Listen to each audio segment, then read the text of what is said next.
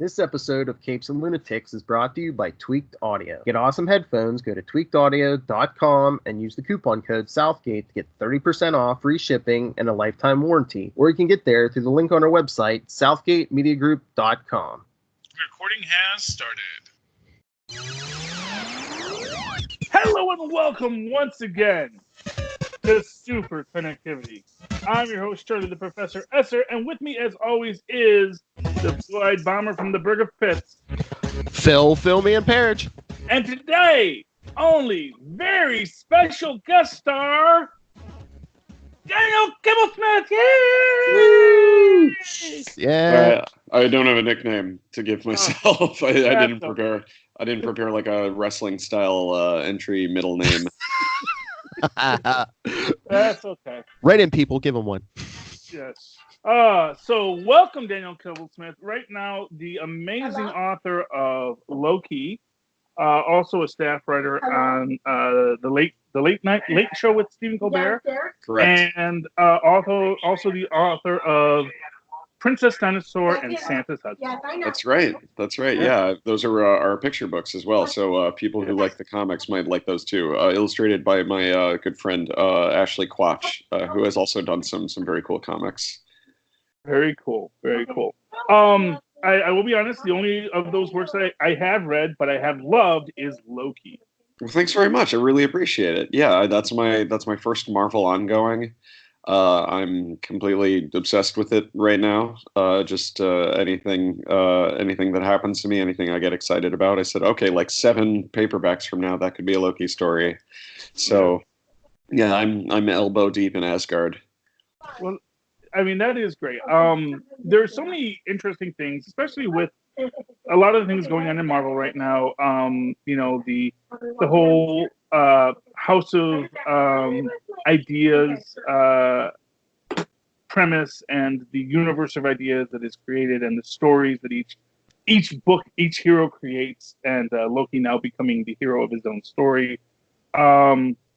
It's pretty amazing. Though, and spoilers if you haven't read it yet, there is what I think one of the most disturbing aspects of this, because for those who don't know, our antagonist in our first real arc is, of course, Nightmare. Mm-hmm. And yeah, he's the bad guy. He is just horrifying. He's a bad guy. Yeah. Yeah, he's a bad guy. And this is a power I don't think we've ever really seen him use before, but he makes someone's nightmare their reality. Yes, yeah, that was something that I think we came up with for this arc, because when you're writing characters who are essentially gods or demons or people who kind of operate as sort of more magical entities, sometimes it can be difficult to have stakes in your story because it feels like sort of anybody can do anything if it's convenient. So one of the things I wanted to do was give Nightmare this very defined superpower.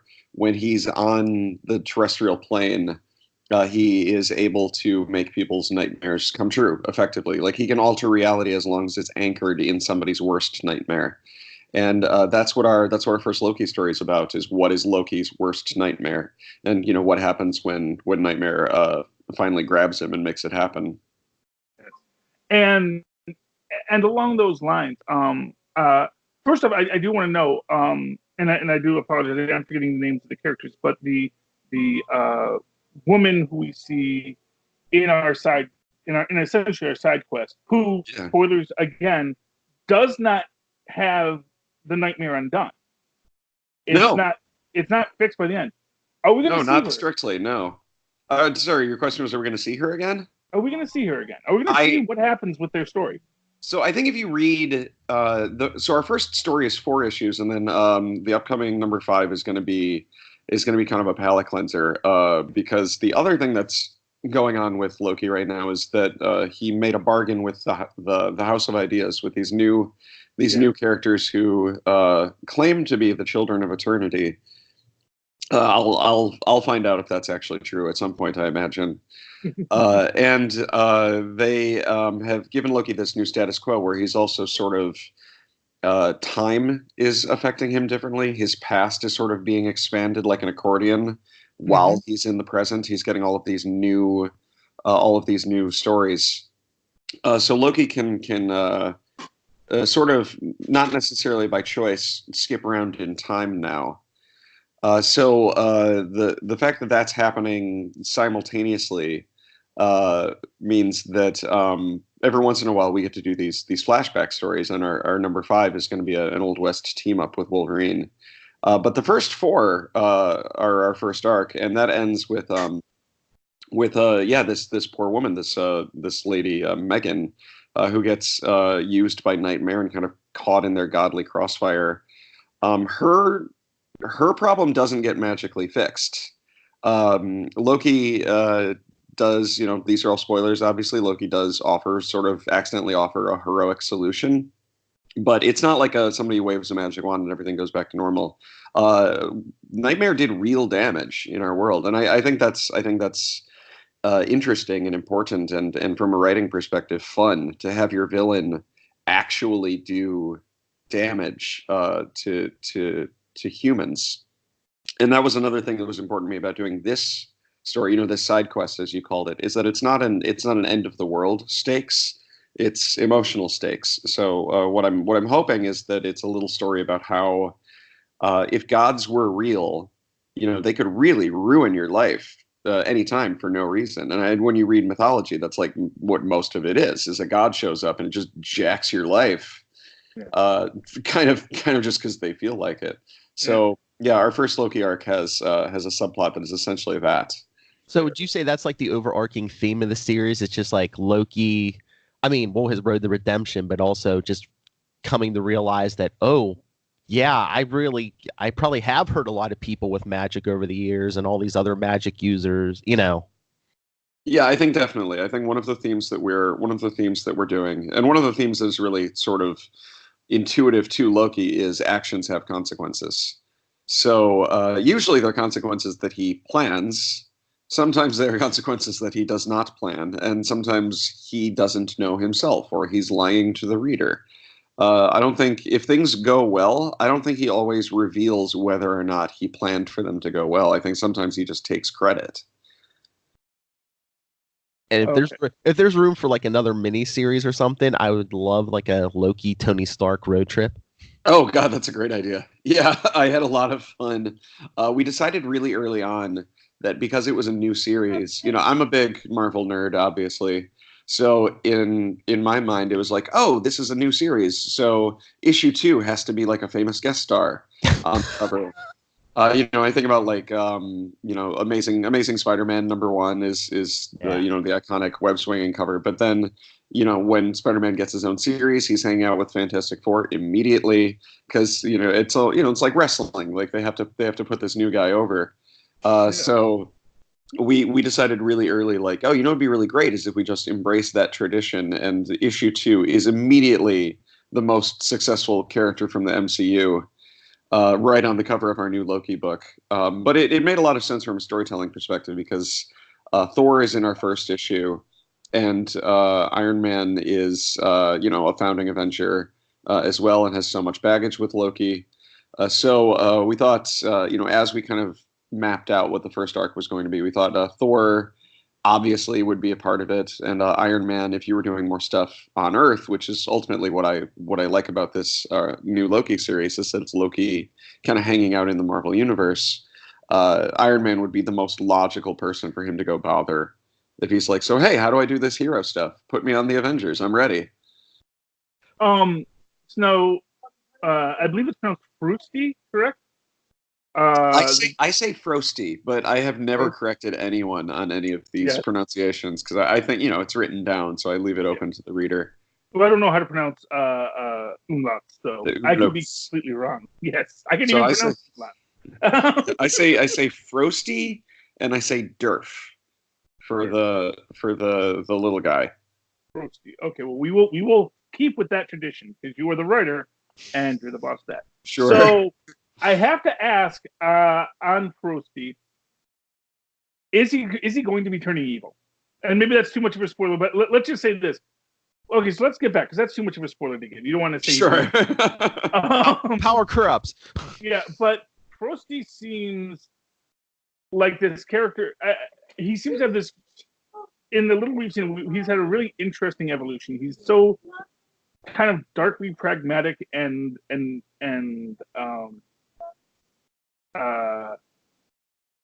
he's ruthless. He's like he's like exactly. he's like not everything's very. So for people who don't know, Loki didn't really want to do king stuff in Jotunheim. He got bored. He thought the frost giants were kind of simple, and he didn't care about their problems, or at least he didn't find their problems to be entertaining and compelling. So while he screws around on Midgard, he made a giant snowman who is essentially it's Frosty, the right branch of Jotunheim. Yes. And he enchanted Frosty with the Norn stones in order to give him life and give him the sort of the power that he would need to rule over these giants. But the problem with that is that Frosty has a huge amount of power, and now he's starting to kind of act like it. Yeah. So yeah, to answer your question without spoiling, I agree with what Phil said, that absolute power corrupts absolutely. Although at the same time, I do got to say I haven't seen him be a bad king yet. That's the thing, though. I mean, it really comes down to what makes a good king, and that's what a lot of all the Loki and Thor stories have been about. Is that Thor has a heart of a serpent, but he doesn't necessarily have, the cruel, calculating, the icy. I guess that's a pun. The icy temperament of somebody who needs to make hard decisions. We see Black Panther struggle with being. For lack of a Marvel analogy, Black Panther has to be Superman and Batman. Mm-hmm. He has to be Superman to his people, and Batman when he's making the hard decisions about like Secret Wars incursions happening. And I don't know that I think that Thor is so purely angelic in some ways that I think that Loki genuinely thinks he'd be a better king in Asgard because I'm sure he thinks he's smarter, and I'm sure he thinks that he's able to make tougher decisions. And what he's ended up creating to serve in Jotunheim in his stead is really like a heartless king, like somebody who's like purely pragmatic. But and then you get to see little conversations with Loki's other sidekick, another supporting character we introduced, Durf, who is a very sweet, very small frost giant, and he gets to be the sort of the voice of of morality, like revealing that things are more complicated than mathematical decisions about who has the most food when. Like sometimes you have to consider people's feelings. So yeah, I think that's my way of kind of talking about the responsibilities that Loki has, how they can be done correctly and how Loki is not doing them at all. So so you've clearly been given some free reign with Loki to tell his story, to rewrite his story. Do you have any like fan theories that you've had for a long time that this is the secret origin of Loki that is my headcanon, but I've never revealed, and now I'm going to reveal it? Or are you just working with the, because not for nothing, and Phil knows this. Are you hinting around at something, Charlie? I know where. Well, obviously I have mine. I'm not going to spoil it unless he's interested, but who Loki's mother is, perhaps. Yeah. Oh, sure. No, I'll confess that I had not given a lot of thoughts to Loki's parentage.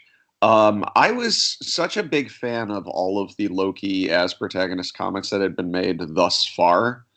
Obviously the Journey into Mystery stories, largely written, I think all written by Kieran Gillen with various artists, and Al Ewing and Lee Garbutt's Agent of Asgard series is just so spectacular. And then all of the great Thor and Loki comics that came before those. The Vote Loki miniseries by Chris Hastings, so good. And I think that was enough past for me, at least for this arc. Loki has such a rich legacy, and so much character work has gone into uh, Loki's creation and reinvention that I didn't have anything on my list that took place, and nothing that altered his continuity dramatically. I wanted to change his status quo going out. I wanted to have him make this kind of deal with the devil. It gave us like a new superpower to play with, and kind of an excuse to put him in different settings, because Loki's also 1,000 years old, so you can do all these flashback stories. There's no reason Loki couldn't be in the Old West if he didn't want to be. He hangs out with Squirrel Girl now, so I can see him like, yeah, I'm gonna go hang out with Wolverine on the Canadian border, in 1911 or whatever. So all of our Loki stories, even the ones that take place in the past, are kind of strictly with one eye on his new status quo and what's happening here on out.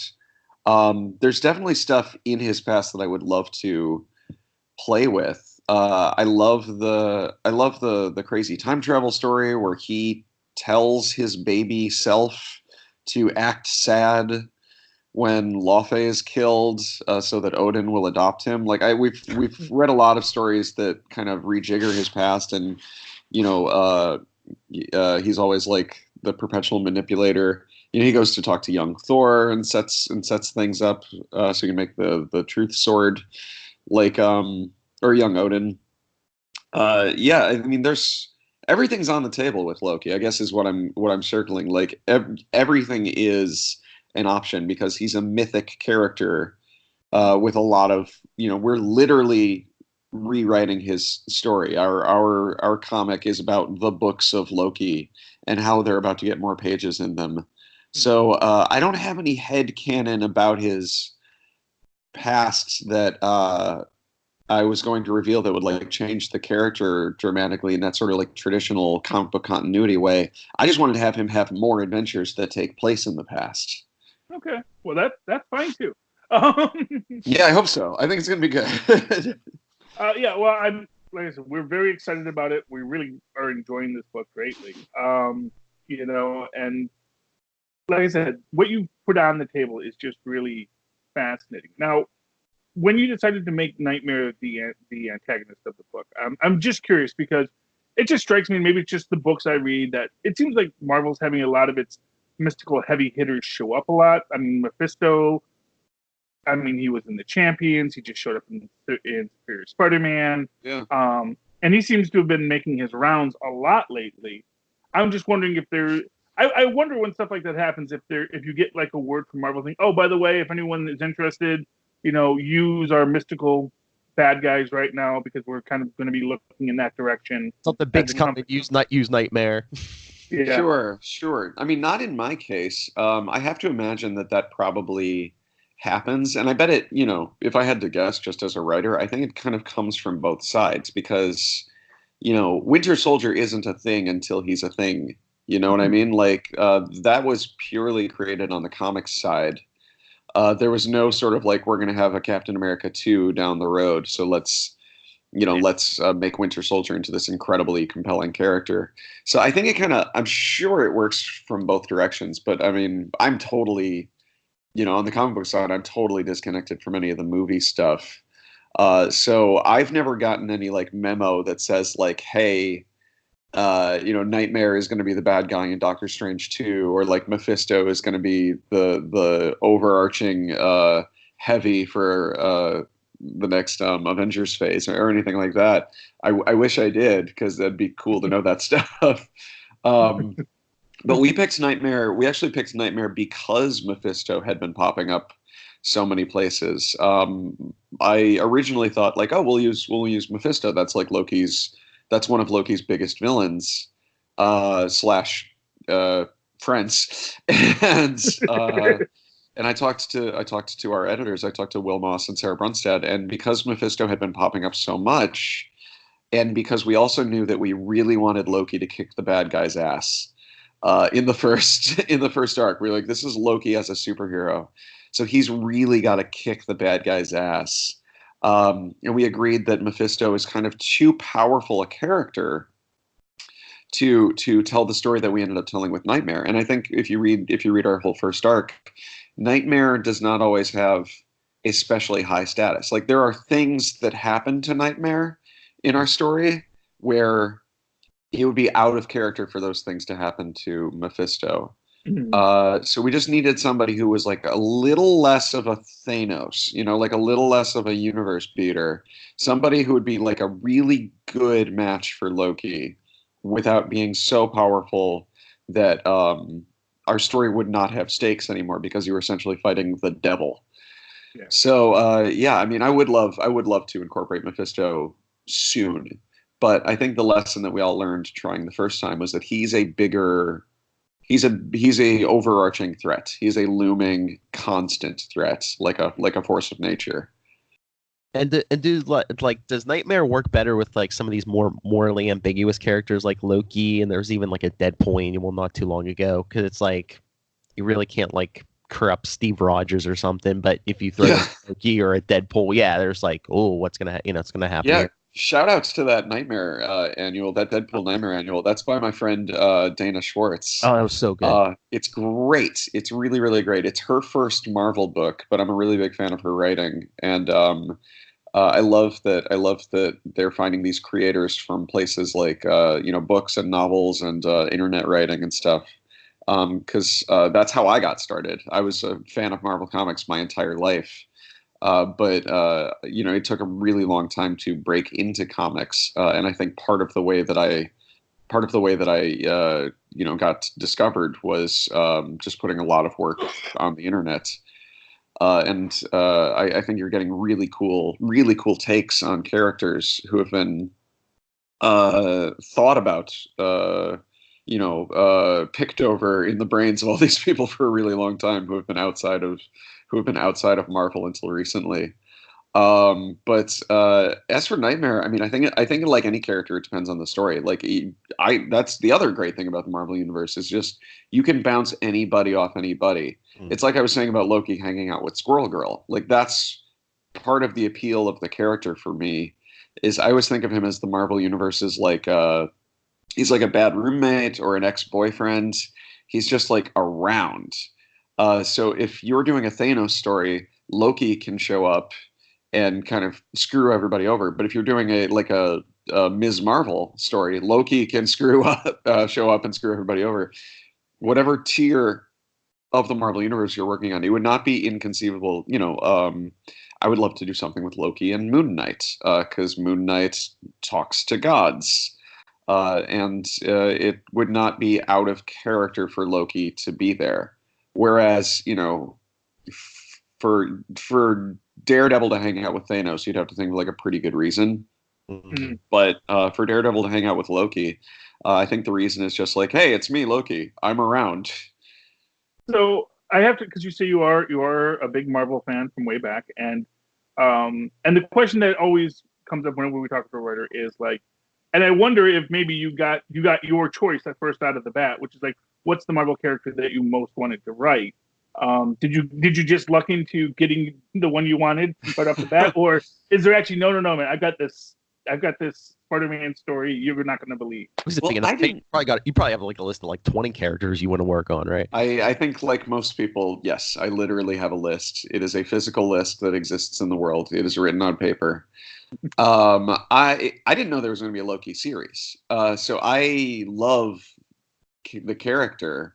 And I think like a lot of people, I loved him even more after he became a fixture of the Marvel Cinematic Universe. As soon as I saw the first Thor movie, I was blown away by the fact that it was, basically Loki as co-protagonist, like really, really interesting. And I loved the character as a sort of recurring cosmic-ish villain in all of the Marvel comics I read growing up. So yeah, Loki wasn't on my list, but not because I don't love Loki, because it didn't occur to me that there would be a Loki ongoing. The answer I always give is Nightcrawler. I would love to do a Nightcrawler, maybe like a mini series or something like that. I think they just had one pretty recently, so I'm not getting my hopes up. But I love Nightcrawler. I think, like Loki, Nightcrawler is very versatile, and he's had a lot of incarnations. Mhm. And I would love to do a solo book with that character.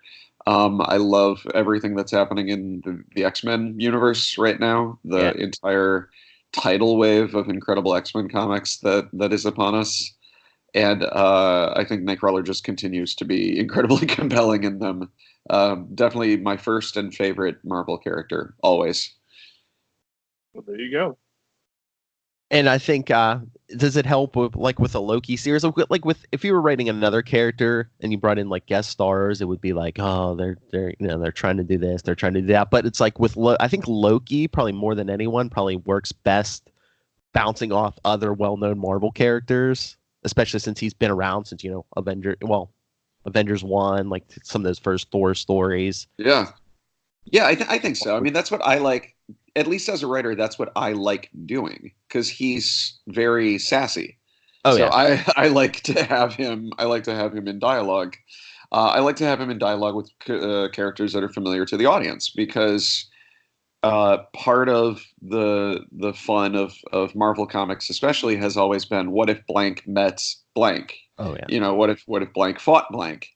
And if the audience knows how, I like last year I got to write Black Panther versus Deadpool, Oh yeah, another good one. which was a joy because everybody knows who those guys are, Mm-hmm. and they know exactly what happens if you put them in a room together.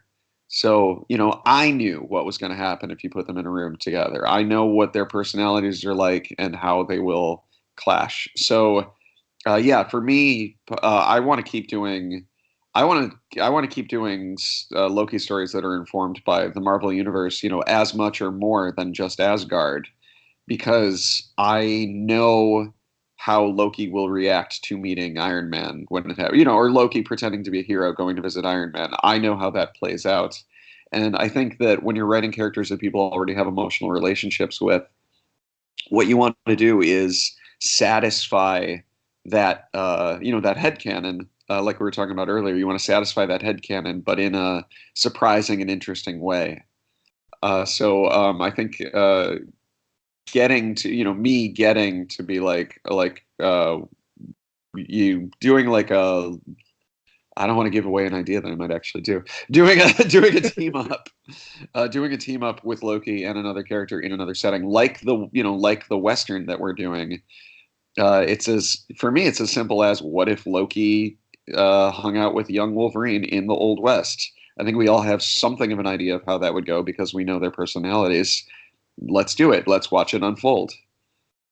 And I know you don't want to give too much away, but is there any chance of Loki's going to be sassing back and forth with other sassy characters, maybe like say a Deadpool, like we said, or Spider-Man, or That would be tremendously fun. It's a little different from a writing perspective, especially a comedy writing perspective, because it's so convenient to have kind of a serious person. In Black Panther versus Deadpool, we obviously had sort of a traditional straight man punchline delivery guy dynamic. But yeah, I mean, and if you read issue 2 of Loki, Iron Man's pretty sassy at him.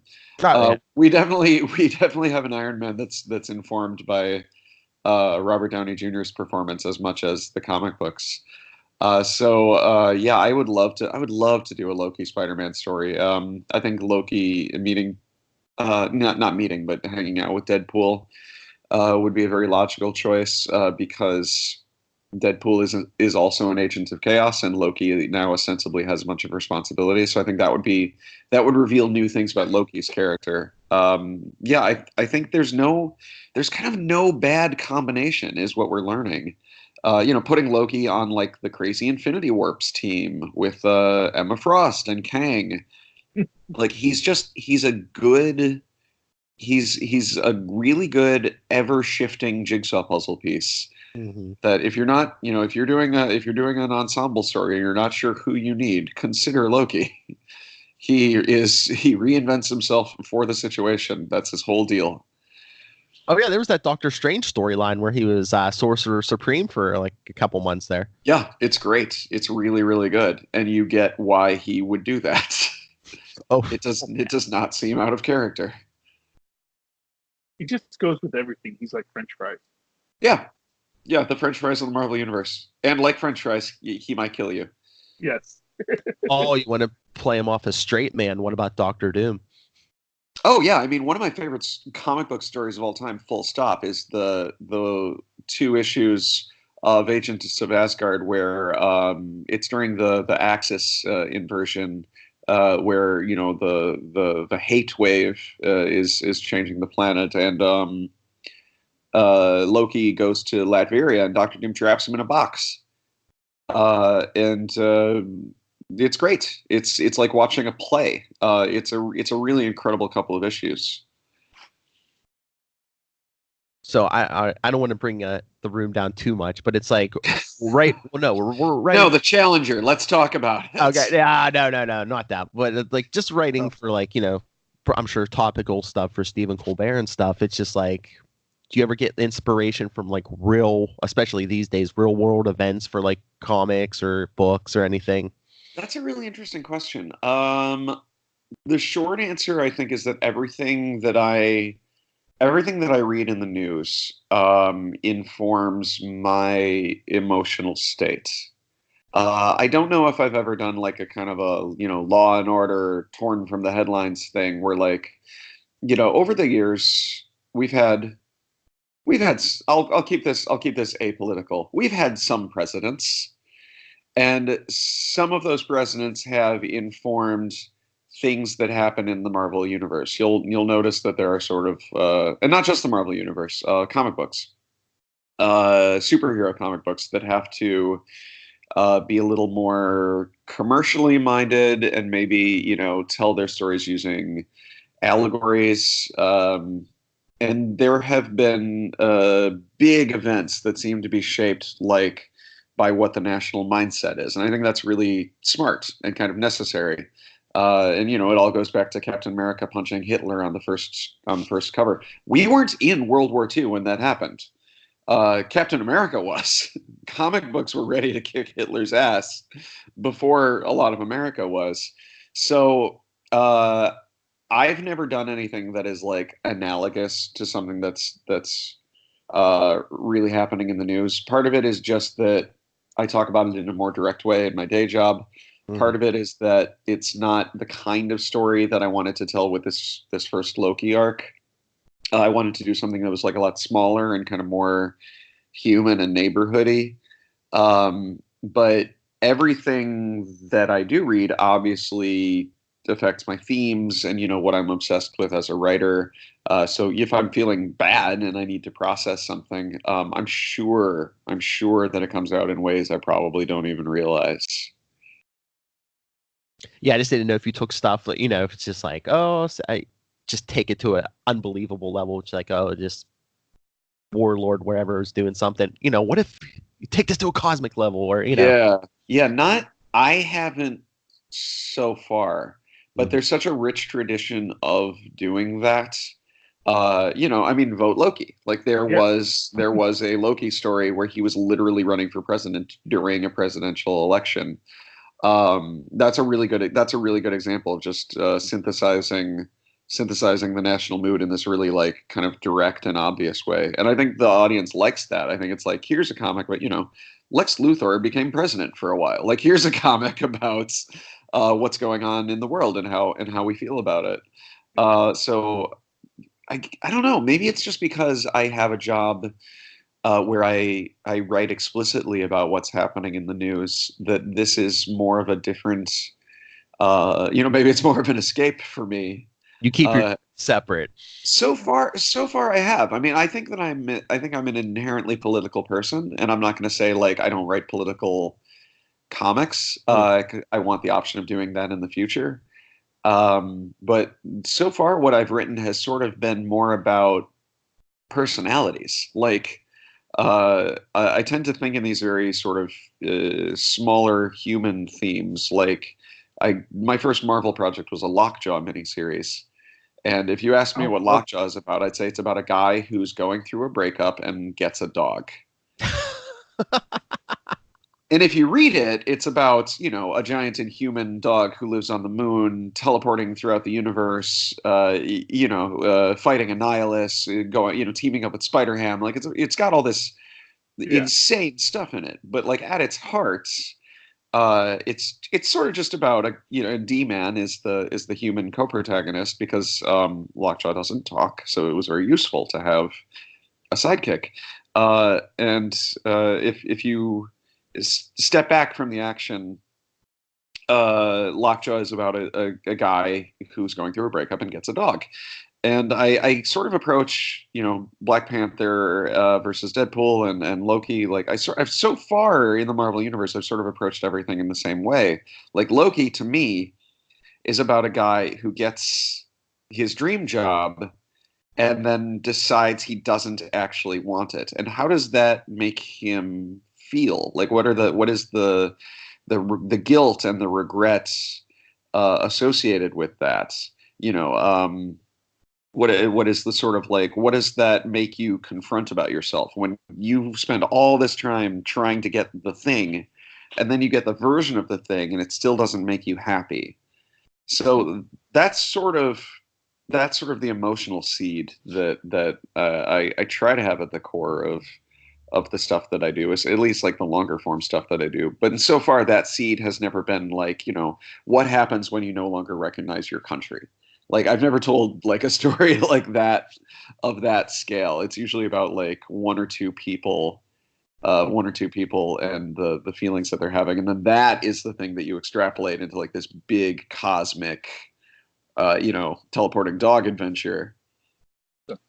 So not to get too political, but would you have voted for Loki? That's a good question. Now I would have. I mean, and now that I've written Loki, I would vote for Loki. Yeah, because I know, I know that he is. He's a smart dude. He's morally dubious, which I think all U.S. presidents have to be. I think it's kind of the nature of the job. Yeah, I'm going to go on the record here. I would have voted for Loki. Very good. Oh yeah, especially since you're writing them now. So basically, you're like, Well, I'd probably be in the cabinet. Probably be Yeah. secretary of Magic Scrolls or something. But no, I get what you were saying with the Loki series. I that so came across to me. I think Loki was like before, Thor's had it easy being the good guy. And now he's just like, this is much harder than I thought it'd be being the good guy. Yeah, basically, yeah. Like I think maybe my favorite line so far is just when he's in the park in issue 4 with Thor and Tony, and he's like, "Hey, look at us, the original Avengers," and they're like, "Yeah, nice try." It's a big swing. Oh yeah. Hank Pym would have agreed. Oh yeah, probably. But that guy's. I mean, speaking morally dubious. But now he's like, went into Ultron and stuff because they have just. Over the years, the Hank Pym has been their punching bag. Yeah, he started it. Yeah, that's the guy they never put back in the box. No one ever really okay, let's put him back to 0. Yeah, I love Hank Pym as a character. I would love to do stuff with Hank Pym. I think that all of the fundamental brokenness of Hank Pym, I think, is a feature and not a bug. I know that they've tried a couple times. I know like Secret Invasion had some Hank Pym reset stuff. Like Hank Pym was a Skrull for a while. Yeah. But I don't think they've ever really cracked it in the minds of the readers. Emotionally, I don't think anybody ever got to a place where they really wanted to root for Hank Pym again, and I'm fine with that. I think that when you have an entire Marvel universe, it needs to be populated with people who are not just perfect. Well, not just superheroes and supervillains, not just people who are punching and getting punched. I think you need a lot of people in between who are just building spaceships and stuff. Mm-hmm. And Hank Pym has always been really, really useful as a sort of and they do a really good job with the movies, I think, as well. Like Hank Pym as a supporting character, I think is very useful. Just could be hot. He could be too analytical, but too walled off. But I think the problem with Hank Pym is just like, sometimes if someone gets a good story, they're like, let's give this to Scott Lang. Oh, like, yeah, that if you were writing an Ant-Man story, that you might be inclined to give it to an Ant-Man who people like more. Yes. I get it. I get why you do that. Because they're just like, you want people Scott, to have a good time. Scott's the everyman, people will relate to him more. Let's just give it that, Lang. Yeah. Ant-Man is, Hank Pym in my mind is kind of like, what if Reed Richards had nobody in his life who could make him not be Reed Richards all the time. And I think that's what happens. I think you get utterly corrupted by, the work. Yeah. Which sort of, he's just one bandana away from being Doctor Doom, basically. Yeah, exactly. Somebody tried. It worked for a while. Yeah, and now he's Ultron. Yep, and now he's literally half an Ultron face. Yeah. Oh goodness. Well, that got dark. Just one final question I got to ask you, and maybe this is just the way my crazy mind works. Is Kibblesmith your actual last name? Kibblesmith is my real name. Yeah. And people ask me that, but I don't know why. If it wasn't my last name, I don't know how I would get to it. Oh, because it's like I saw it on a truck somewhere it's the perfect or something. Name for a writer. It's a really writerly name. Like if I were to create a comic book about a writer, I might come up with the name Kibblesmith because I think of the phrase Ishkabibble. Okay, sure. Which of course is words, and then Smith, the person who takes nonsense words and puts them into a design. Oh, that's really interesting. No one's ever pitched me that before. So yeah, I get it. No, yeah, it's my real name. It's thanks. It's always available. If I need an email address or something, it's never taken. I'm the oldest of a lot of kids, so I grabbed all the domain names and email addresses before anybody else could. But yeah, I like it because if you see, especially with comic books, you see one last name on the cover, and if it was Smith, you'd be like, oh, sweet, Kevin Smith, is back in comic book writing. He's doing. It's like no, it's just, and then they're disappointed when it's me. So yeah, it's my real name. But I love when people ask me if it's a fake name because I never know how to explain. Where would it come from? Otherwise, it doesn't mean anything. Well, now you have a story for why. Now I have a story of how it could have been generated. Yeah. There we go. And speaking of names, please feel free to use ours in a Loki issue or. Oh sure, yeah. I have friends where there are two characters. There are two characters in Lockjaw who are named after a friend of mine. Oh, nice. Yeah, so that's a fun little Easter egg that once you get to write things, you get to start. It's like a free Christmas present. You should abuse it. And by the way, let me just say, I love any story where D-Man isn't just kicked around by the Marvel Universe. So yeah. I really appreciated that. That's why he needed a dog. He was somebody who needed to pet a dog. Somebody who had enough bad things happen to him that it was time to start the healing. I can never forgive Captain America for just leaving him. I'm just saying that. It's a hard thing for me. It's a fraught relationship, is what I will say. It's a fraught relationship. Because I know that Captain America feels bad, but he's also very busy. And I think we all have friends that we haven't seen in a while because we are busy and life keeps happening. And, those people sort of like live at the periphery of our guilts. Yeah. That would be a fun D-Man story. That Captain America D-Man story. That's just strictly about the awkwardness of their relationship.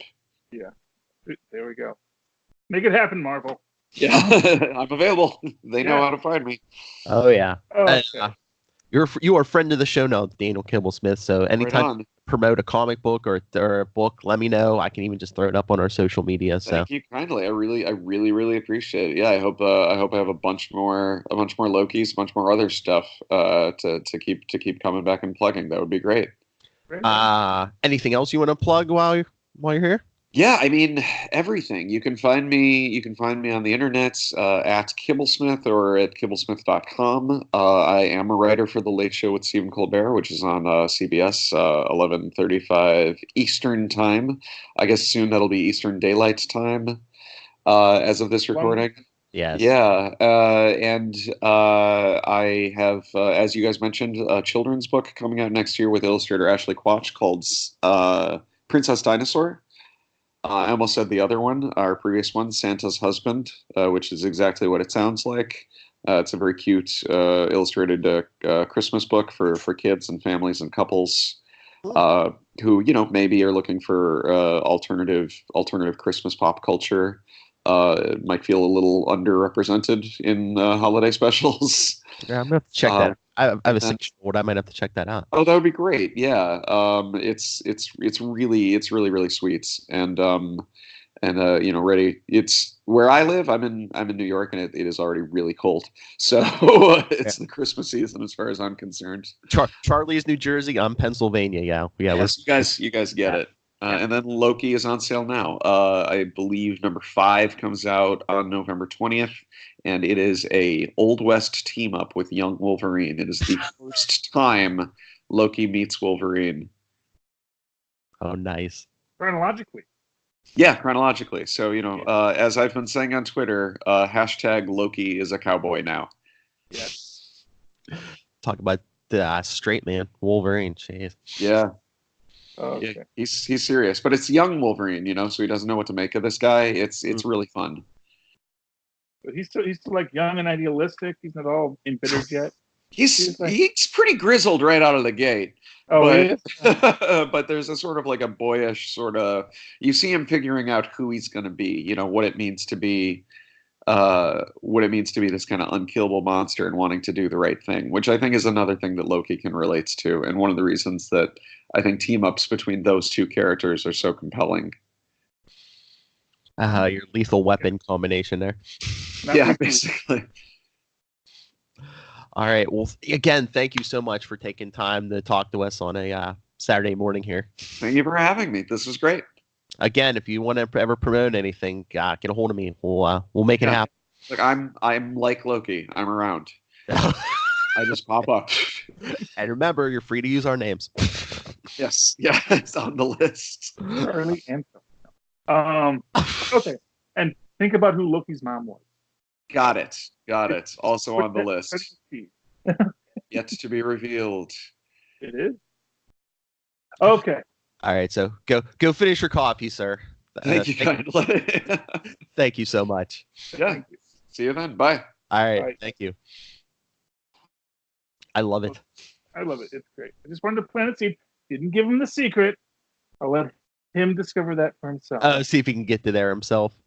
I'd love to see if someone could. It's like I put that out there in the universe, and it's obvious when you think about all the timelines that have been established about why Odin's invading. Here's a baby suddenly. Killed the dad. What happened to the mom? Nobody mentions. I guess I'll just adopt this baby and raise him as my own. Because not for nothing. It's not like Odin didn't just do that the week before. That Gaia lady. Gods have been up to stuff for centuries. Well, it's different for gods, as Ares once said. Well, he has a horse baby. And Loki has a serpent baby. A wolf baby, Mm-hmm. Anyway. Oh, yeah, Loki's wife. We should mention her from time to time. I've forgotten her name. Should we get out of here? Reunion. Okay, Philip. In the meantime, if people would like to talk to you about Loki. Oh, by the way, before we go, I just want to make one shout out to Excalibur and Krakoa, and Did you read it? Oh yeah, I did read it. First off, when he's sending Betsy off to Krakoa, I got this total How to Serve Man guy vibe of just walk the doorway, it'll be paradise. And no, it's a cookbook, which you immediately. I'm sorry, how do you pronounce his A name now? It's not language, yeah. Yeah. Okay. Hey. Hey, okay, Fonzie. Exactly. And it was like you're just having tea with Apocalypse. It's like, well, no, all mutants are welcome. It's like it's Apocalypse. Uh, it's it's like it's not for it's you having drinks with Hitler. It's well, no, we're just all welcome here. We're a welcoming society. It's like, should you be though? But yeah, I'm excited about that because we do see essentially now she's Captain Britain, but she's back on, and I'm like I don't think the mutants are doing. This is why people think mutants are a menace. That's all I'm gonna say. It seemed odd to me because her brother Captain Britain isn't a mutant, right? Because I swear in every other book they're like only mutants can come to Krakoa, but they're like, oh yeah, to bring Captain Britain on, Yeah, well, they were gonna let him come. Yeah, so giving a special dispensation.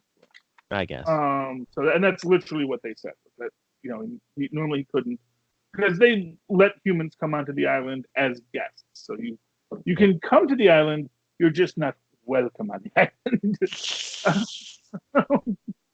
You just have to come to the island after an invitation, and then we will allow you to. So yeah, So, but like I said, I don't trust those mutants that because and not for nothing, Apocalypse, totally magicking up poor Rogue. I mean, there's stuff going on here that clearly needs to be unpacked. I liked it. I liked the old Excalibur series a lot. So it was a kind of a neat take on it. Especially Captain Britain sort of being taken over by Morgan Le Fay. And we still don't know, is she the bad guy or the good guy? Yeah. Because she is defending Camelot. We don't know who the White Witch is. I was half expecting the White Witch to be Emma Frost, Yeah, exactly, yeah. There's some kind of time distortion here. But, and the royal family is indisposed, and what does that mean? And, so there's a lot going on there. And again, maybe a great redemption arc from Morgan Le Fay. She's not evil, she's just magic. Just like Loki. Just to tie that all into it. Although I guess she is kind of evil because she, well, actually, she didn't kill those acolytes. The other person did. So, although she did want to kill Betsy. So, yeah. So, yeah, probably a little evil. Probably pretty much mostly evil. Okay. That was the last shout out I wanted to do. Philip, if people would like to talk to you about any of this stuff, how can they find you? If you would like to talk to me, talk to us, just like TV and comic writer Daniel Kibblesmith. Email me, nightwingpdp@gmail.com. On Twitter, I am at nightwingpdp. And you can get a hold of us at, the Capes and Lunatics emails, capesandlunatics@gmail.com. And the voicemail is 614-382-2737. That's 614-38-CAPES. And, of course, you can always write to me in that old-fashioned email way the way our mods and pods once did at superconnectivityblog@gmail.com. That's superconnectivityblog, all one word, at gmail.com. Of course, follow me on Twitter as we live tweet Agents of S.H.I.E.L.D. and other things when they come back at Charlie Esser. That's CharlieEsser. Look for the two E's in the middle. For quality. Bing! Okay, ladies and gentlemen, thank you for coming back to us once again to listen to our interviews and all of our talks and things. Please connect with us again next week. Good night. And thank you, Daniel Kibblesmith, which is your real name. Yes, this is real name. Although he said name. I'm sorry. He said it. You're not the first one who said that, so. Yeah, well, because it's a cool name. You're just like, hey, he's one of those Hollywood types of this fake names. Well, hey, Stan Lee. Lee. There's a long tradition about coming up with a new name. That's true. And this is going in the opposite direction that Lee did, but still.